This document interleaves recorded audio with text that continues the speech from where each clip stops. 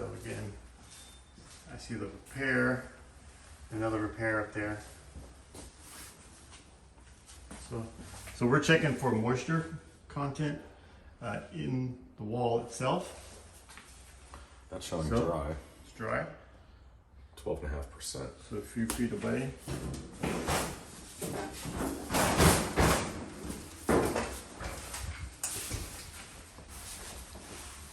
And down here is a different story.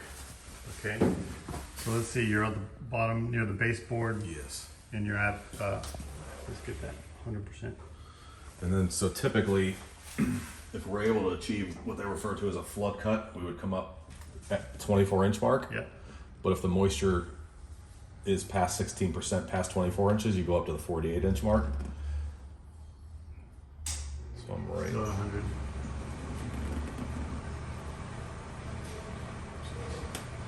Dry there.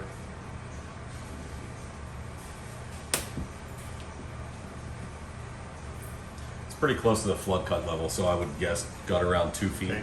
around the perimeter where the walls show wet, and then it can be dry from there.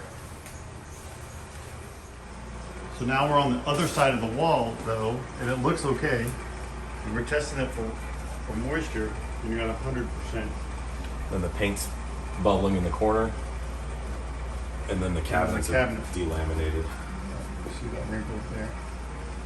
So what are we looking for on like that meter? Where is it? What's good and what's bad? On this meter in particular, 16% moisture content or less. Okay. That'll read in the green. So for example, if we were up here, 14.6 Yeah. green, and notates that it's dry. Okay. And then when you're down below, it's 100% moisture content, red, and wet. Okay, so we're going to continue to check these out in our units that have been repaired and also ones that are still yet to be repaired. That's right. All right, so what's your minimum it needs to be? 16% moisture content or Okay. less.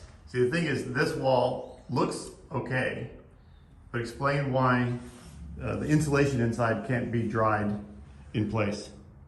Right, so there's no open space for air to flow and to pump heat in there. So the insulation has to come out. The only way to do that is take the drywall out. Right. And then the drywall on the other side can be dried from the inside of this room in theory. So we would just have to, we could go through the rooms, walk through and figure out which walls need to come out to dry in the back.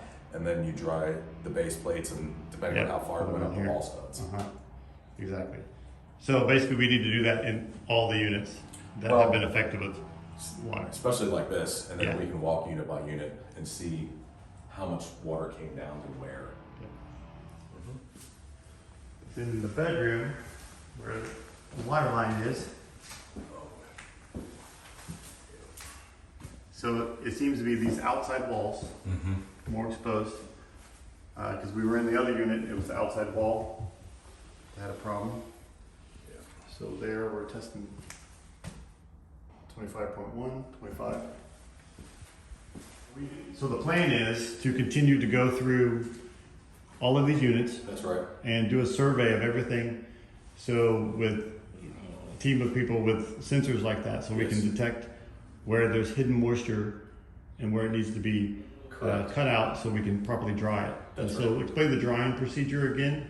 So the drying procedure is when all the demolition of the wet construction materials, sheetrock, insulation, and baseboard is complete, we would then bring in a series of fans and dehumidification devices, and we would place them in the apartment. And on the exterior walls that have been affected or interior walls, we raise the temperature of the apartment. That draws the moisture out of the porous materials, puts it in the dehumidifier.